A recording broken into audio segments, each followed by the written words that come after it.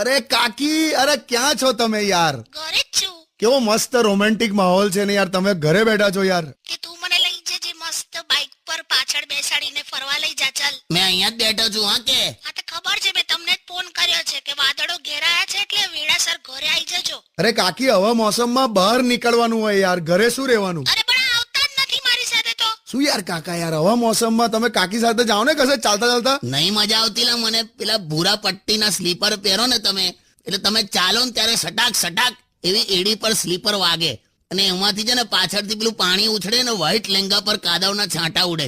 એ ના મજા આવે. જો છે ને આવા કારણો આપે છે. તો હું કે બીજું આ મોસમ જુઓ, આઈ લવ ધીસ.